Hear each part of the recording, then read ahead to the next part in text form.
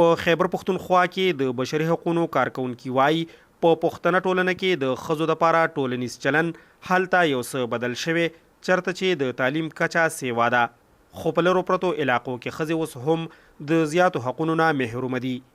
د صوبې یو سرکاري محکمه کې کارکونکي بینش جمشید ویډیو ته ویل اوس هم د نارینهو په رویو کې د ښځو دپاره څه خاص بدلون نه دی راغلی، د کوم له امله چې ښځې د ذهني فشار سره مخ دي او په ځانګړي ډول بیا د قبایلي علاقو میرمنې چې کولی شي په ټولنه کې د پرمختګ رول ولوبوي محرومه پاتې کیږي.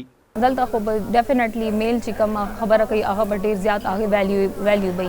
ډیسیژن میکینګ کې د ښځو څه اس امپورټنس نه هغه بس فارمالیټي لپاره یوز شي او دوی نه زیات اسم نه او چې کوم تاسو د بیهیویر هغه خبر کوي نو بیهیویر خو ستا کور نه چې ته اوځي کنه نو چې ته څومره لاره باندې تیریږي څومره خلک تا به ګوري اټول هریسمنت کې راځي.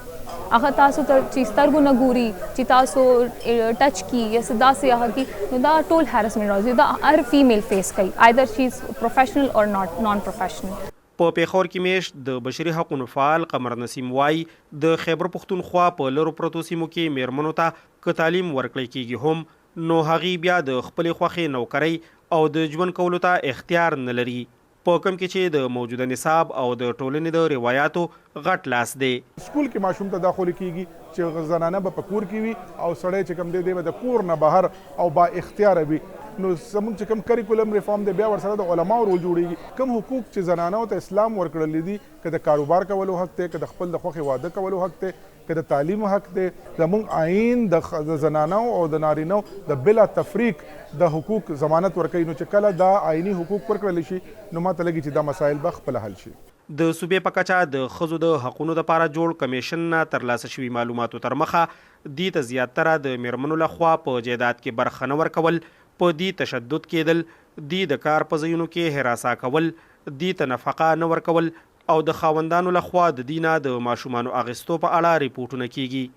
د یاد کمیشن یوې مشرې آمینه دورانی ویډیو ته ویل چې دلته په ټولنه کې د ښځو سره د سړو خراب ټولنیز چلن د مخنیوي دپاره یو څه قوانین موجود دي او په ځینو کار روان دی چې صوبایي اسمبلی نه به منظور کړی شي. کم کورنۍ تشدد دی هغې دپاره مونږ د 2017 نه یو قانون روان کړی دی، هغې باندې ډومestic وایلنس بل ورته وایي. هغه کیبنټ اپروف کړی دی. مطلب دا دی چې هغه اسمبلی ته پیش شوی دی. دې نه علاوه صوبایي حکومت ډېر ښه قوانین جوړ کړي. د غږ یو قانون مخکې چې فورسډ میرج یو قسم به دا اوس قانون راغلی د هغې نه پس مطلب ډېر حده پورې دا شی کنټرول شوی دی. ورسره ټرافیکینګ باندې مونږ کار کوو، اسید یا تیزاب ګردي ورته چې وایي چې چا باندې تیزاب واچوي. دغه شان شیزونه چې کم دي نو هغې باندې مسلسل کار لګیا دی او موږ هغې باندې قانون سازي کوو. کارپوهان وایي په پاکستان کې د کار روزګار او دندو ټولو واک اختیار سړي د ځان سره په لاس کې ساتي او ښځې پکې د نشت برابر دي.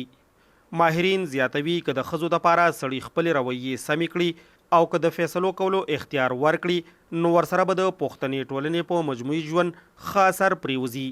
عبدالرزاق ویو ویډیوا، پېښور.